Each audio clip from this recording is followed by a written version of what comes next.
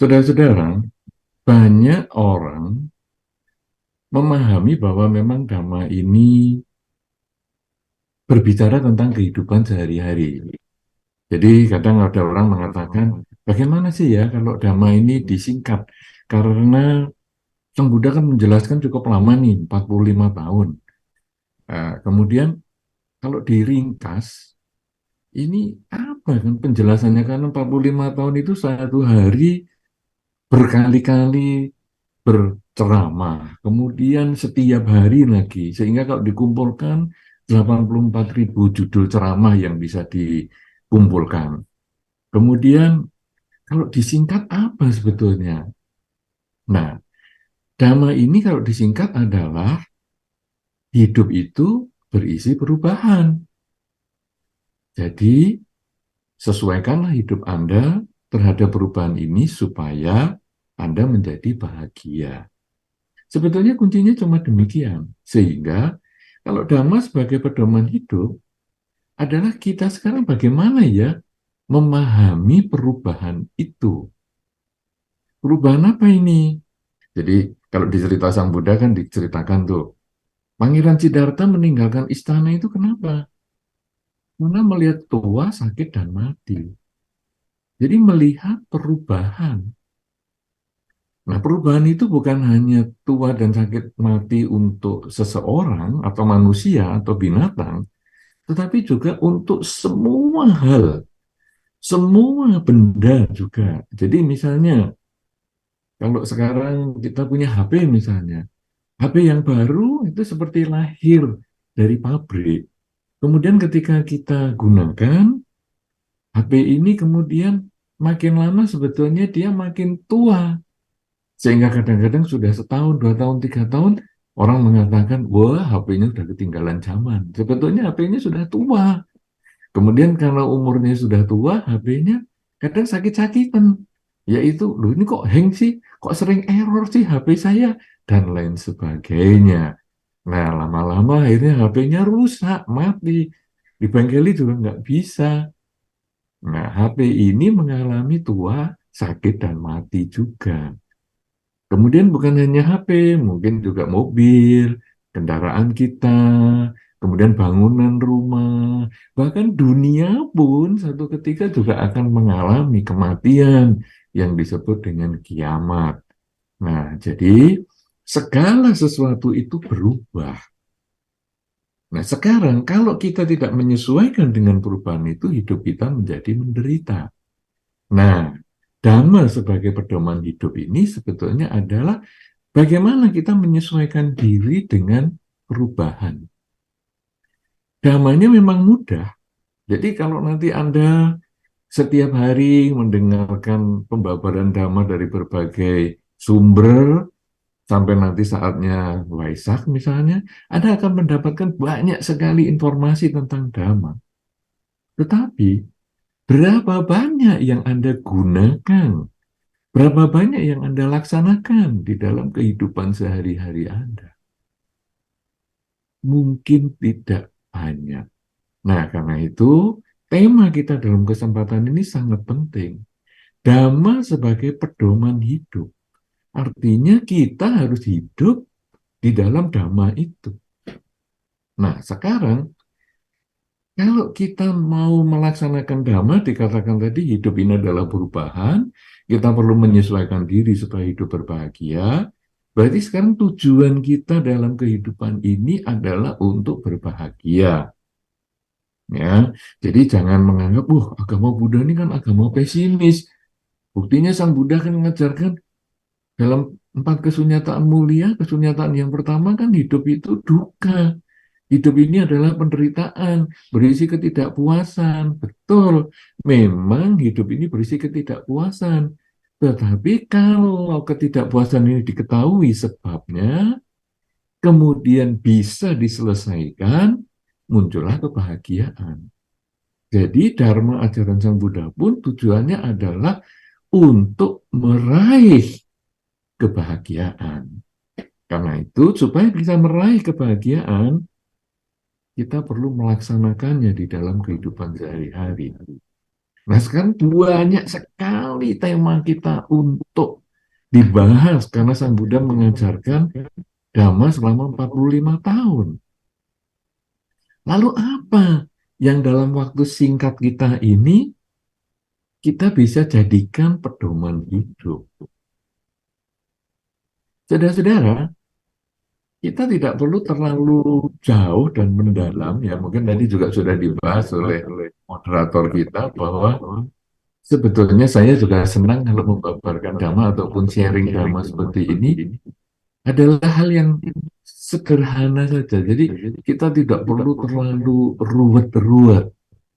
Nah, apa ini sekarang yang paling sederhana?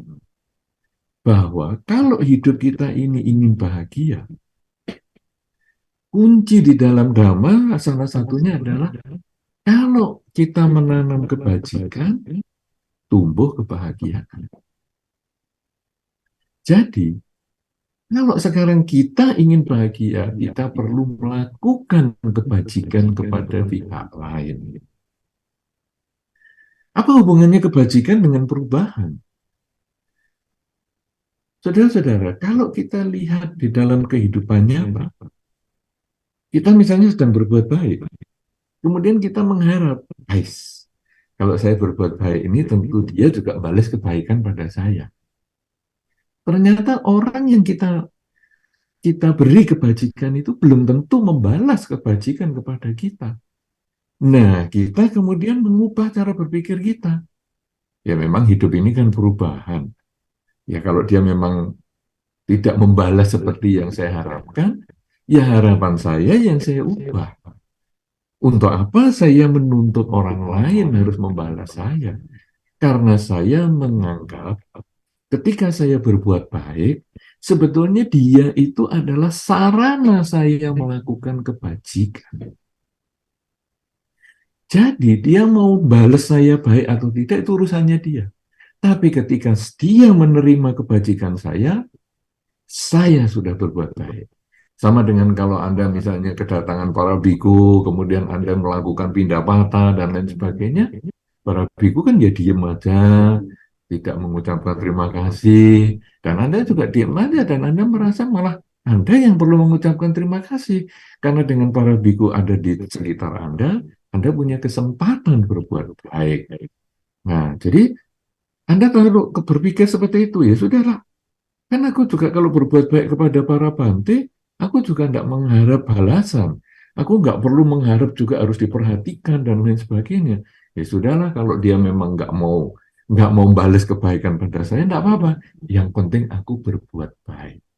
Nah, jadi konsep ini yang kita harus mulai lakukan mulai sekarang sampai di akhir kehidupan kita.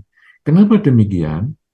Karena semakin banyak kita melakukan kebajikan, maka kita tentu semakin besar potensi kita mendapatkan kebahagiaan. Dan tadi disampaikan, tujuan kita menjalankan dhamma, mempraktekkan dhamma itu adalah untuk memperoleh kebahagiaan. Memperoleh kebahagiaan bukan hanya dengan berdoa, tetapi kita berkarya di dalam kebajikan. Kita tidak bisa berdoa mengharapkan kebahagiaan datang. Sampai keluar air mata darah pun, kita tidak bisa menghasilkan kebahagiaan itu. Tetapi ketika kita berusaha memperbaiki cara berpikir kita, pokoknya yang penting saya berbuat baik, dia ini sebetulnya adalah objek ya, di dalam tanda petik, objek saya untuk melakukan kebajikan, kamu membalas atau tidak itu urusanmu, maka saya akan terus berbuat baik untuk dia, untuk yang lain. Bahkan ketika kita dibalas kejahatan pun, saya tetap bisa berbuat baik. Karena saya akan berpikir, saya sudah berbuat baik pun kamu masih balas jahat. Apalagi kalau saya tidak melakukan kebaikan. Kenapa demikian? Karena kejahatan yang aku terima ini adalah buah dari karma buruk yang masih aku miliki. Kalau aku sudah berbuat baik saja masih punya potensi karma buruk berbuah, berarti aku harus lebih banyak berbuat baik lagi supaya potensi karma buruk saya semakin kecil kesempatannya untuk berbuah. Nah, oleh karena itu, saudara-saudara, di dalam setiap kesempatan hidup kita, setiap saat kehidupan kita ini, cobalah kita mulai berpikir, bagaimana ya saya bisa memberikan kebahagiaan kepada pihak lain. Karena ketika saya melakukan kebajikan, kebajikan itu berarti saya senang melakukannya dan orang yang menerima juga berbahagia. Ya, kalau saya senang melakukan tapi orang lain nggak bahagia waktu menerima, berarti itu bukan kebajikan. Misalnya apa? Misalnya saya marah, saya tidak suka sama si A, kemudian saya maki si A, puas saya. Saya senang, tapi si A yang dimaki ini apakah bahagia? Setahu saya, tidak ada orang yang dimaki itu senang. Tidak ada orang yang dimaki itu bahagia. Jadi itu bukan kebajikan. Tapi ketika si A mengangkat barang yang cukup berat, kemudian saya dengan rela, dengan semangat, dengan senang, saya membantu mengangkatkan. Saya senang. Si A yang dibantu juga senang. Nah, dua belah pihak senang inilah yang membuat kebajikan itu menjadi benar-benar disebut kebajikan. Nah, karena itu, setiap saat kita kemudian lalu berpikir, kemana ya saya hari ini mau berbuat baik? Kita berpikir yang baik. Kepada siapa ya saya harus berbicara yang baik? Kepada siapa ya saya harus berbuat yang baik? Nah, jadi setiap saat kita selalu mengisi kebajikan dengan pikiran, kebajikan dengan ucapan, kebajikan dengan perilaku. Bahkan kepada orang yang tidak kita kenal sekalipun. Bahkan kepada binatang yang mungkin tidak ada hubungannya dengan kita sekalipun.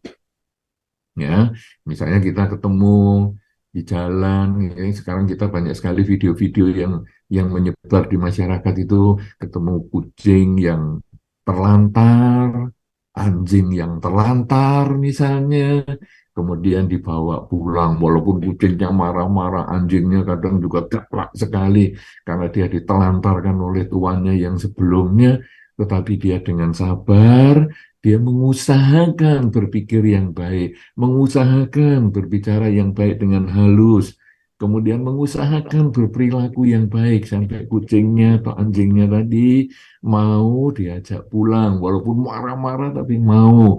Kemudian di rumah dirawat, walaupun masih marah-marah, tapi tetap dirawat, walaupun masih galak, tapi dirawat.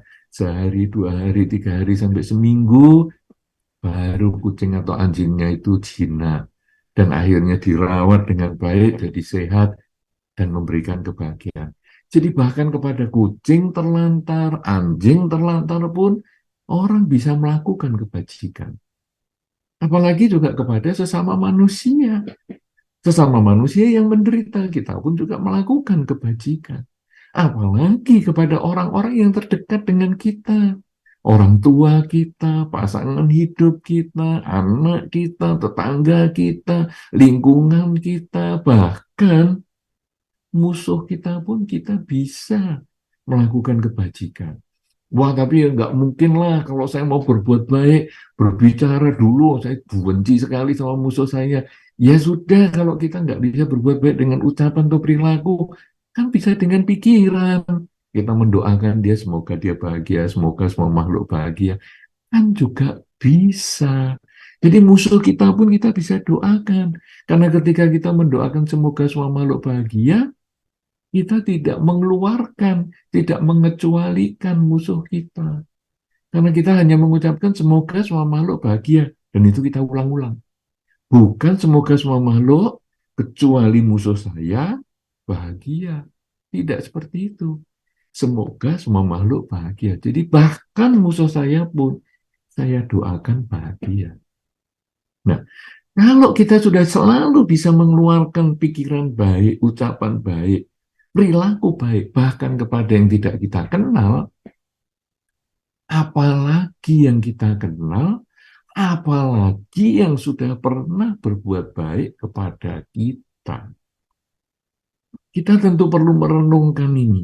bahwa di dalam kehidupan kita sehari-hari ini ada banyak pihak yang mendukung kehidupan kita. Orang tua kita jelas mendukung itu. Wah, tapi orang tua kita jahat sekali, membuang saya ke panti asuhan. Oke, orang tua kita membuang kita ke panti asuhan. Tetapi dia melahirkan kita utuh. Dia melahirkan kita bisa berpikir yang baik. Dia melahirkan kita dengan badan yang sehat. Walaupun mungkin dia membuang kita ke panti asuhan karena mungkin dia punya pertimbangan yang lain yang kita tidak memahami sampai saat ini. Tidak apa-apa. Tetap kita doakan dia. Karena dengan jalur orang tua kita itu, kita terlahir sebagai manusia. Dengan jalur orang tua yang sudah membuang kita ke panti asuhan atau bahkan di parkiran, di dalam kardus ketika kita masih bayi misalnya, toh kita akhirnya sebagai manusia yang bisa mengenal dharma, yang kita bisa berbuat kebajikan. Karena itu kita tidak bisa membenci orang tua kita walaupun seperti itu. Kita tetap memancarkan pikiran cinta kasih. Semoga mereka bahagia, semoga semua makhluk bahagia. Orang tua kita sudah memberikan jasa kepada kita. Apalagi mereka yang tidak membuang kita ke panti asuhan. Mereka yang merawat kita, mendidik kita, menyekolahkan kita. Maka kalau kita belum bisa membalas jasanya, kalau kita belum bisa memberikan dia sesuatu yang bermanfaat untuk dia, minimal kita tidak membuat mereka bersedih. Itu sudah merupakan kebajikan yang kita bisa lakukan. Selain orang tua kita, mungkin keluarga kita, paman kita, bibi kita, kakak adik kita, mereka semua mendukung kita sehingga mengkondisikan kita sampai hari ini. Guru-guru kita juga begitu. Nah, jadi ketika kita kemudian merenungkan, siapa ya orang-orang yang berjasa sama saya di kehidupan ini? Mereka sudah memberikan jasa kepada kita, maka saya harus juga berbuat baik kepada mereka. Kalau sekarang saya nggak tahu di mana tinggalnya, tuh guru saya dulu waktu guru TK itu baik sekali ya. Tapi sekarang di mana yang mereka tinggal? Saya kok nggak tahu. Nah sudahlah, karena saya nggak tahu, saya juga nggak ketemu, saya cari melewati media sosial, kok juga nggak ada yang tahu, teman-teman sekolah saya juga nggak tahu. Oke lah, kalau gitu saya pancarkan cinta kasih. Semoga dengan kebajikan yang saya lakukan sampai hari ini, guru saya si A yang waktu SD itu, semoga dia berbahagia dimanapun dia sekarang berada. Kalau dia masih hidup, semoga dia bahagia. Kalau sehat, semoga dia tambah sehat. Kalau sakit, semoga dia cepat sembuh. Kalaupun dia sudah terlahir di alam lain, semoga dia berbahagia di alam kelahiran yang sekarang. Nah, jadi kita melihat orang-orang yang sudah berjasa kepada kita itu, kemudian kita juga melakukan kebajikan. Karena prinsipnya semakin banyak kebajikan, semakin besar kesempatan kita memperoleh kebahagiaan juga. Karena itu di dalam Dhamma kebajikan ini seperti bertepuk tangan ya. Perlu dua belah pihak. Jadi saya punya niat untuk berbuat baik, kemudian ada objek untuk melakukan kebajikan itu. Objek itu bisa di depan kita, fisik, bisa juga yang sudah tidak di depan kita, bahkan orang tua kita di kehidupan-kehidupan sebelumnya, para leluhur kita di kehidupan-kehidupan sebelumnya, itu pun adalah objek kebajikan. Oh, tapi kan saya nggak mengenal mereka. Nah, kita cukup mengucapkan, semoga semua makhluk yang berhubungan karma dengan saya, dimanapun mereka berada, semoga mereka berbahagia. Lah, kan orang tua saya di kehidupan yang sebelumnya, mana jasanya? Di dalam Dhamma, seseorang bisa terlahir sebagai manusia adalah karena timbunan kebajikan yang sudah dilakukan di banyak kehidupan sebelumnya. Bagaimana kita di banyak kehidupan sebelumnya bisa berbuat baik? Tentu salah satunya karena pendidikan, contoh yang diberikan oleh orang tua kita di kehidupan sebelumnya. Sehingga ketika kita ingat jasa-jasa mereka, kita perlu limpahkan juga. Semoga dengan kebajikan ini, mereka berbahagia. Jadi saudara-saudara, ini yang perlu kita lakukan setiap waktu. Pedoman hidup kita, dharma itu adalah bahwa hidup ini berisi perubahan. Kalau kita ingin bahagia, maka kita harus mengubah cara berpikir kita agar bisa menyesuaikan diri dengan perubahan itu. Menerima perubahan sebagaimana adanya. Dan supaya hidup itu bisa berbahagia, kita memperbanyak kebajikan. Kepada mereka yang kita kenal, kita berbuat baik. Kepada mereka yang tidak kita kenal, kita juga harus berbuat baik. Bahkan kepada binatang pun kita berbuat baik. Nah, kemudian kalau kita sudah sering melakukan kebajikan itu, kita juga merenungkan siapa yang sudah berjasa kepada kita. Dan orang-orang itulah, pihak-pihak itulah yang perlu kita kenal, perlu kita pikirkan bagaimana memberikan kebahagiaan kepada mereka. Dengan melakukan dua hal ini di dalam kehidupan kita, sesering mungkin berbuat baik bahkan kepada yang tidak dikenal, merenungkan kebaikan orang untuk kita melakukan kebajikan kepada dia, dua hal ini, maka hidup kita akan menjadi lebih banyak kualitas kebajikannya, menjadi lebih bahagia, karena kita memperjuangkan kebahagiaan itu, bukan hanya berdoa untuk mendapatkan kebahagiaan, tapi memperjuangkan meraih kebahagiaan, dan upaya kita meraih kebahagiaan ini sekaligus memberikan kebahagiaan untuk pihak lain. Seperti tadi tepuk tangan, saya ingin berbuat baik, ada pihak yang menerima perbuatan baik, dan akhirnya muncullah suara. Muncullah suara yang bisa didengar kedua belah pihak. Kita yang melakukan kebajikan memperoleh kebahagiaan, mereka yang menjadi tumpuan kita berbuat baik, mereka pun juga memperoleh kebahagiaan.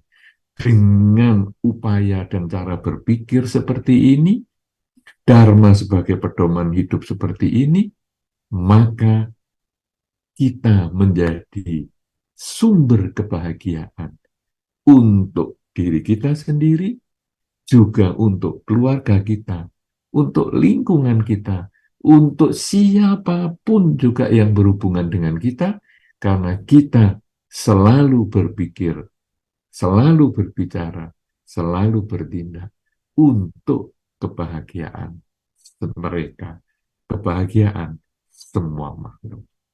Inilah yang perlu saya sampaikan sebagai awal pengantar di dalam acara kita sebulan pendalaman Dhamma ini yang bertemakan Dhamma sebagai pedoman hidup yang diselenggarakan oleh Wihara Geraha Buddha Manggala di Batam, yang tentu dengan senang hati saya bisa berjumpa kembali dengan Anda setelah sekian lama tidak bertemu walaupun secara online. Mudah-mudahan ini bermanfaat dan bisa mengantar kita dalam diskusi yang lebih memberikan manfaat lagi dan memberikan semangat kita untuk melaksanakan Dhamma di kehidupan sehari-hari, karena Dhamma sesungguhnya adalah pedoman hidup kita.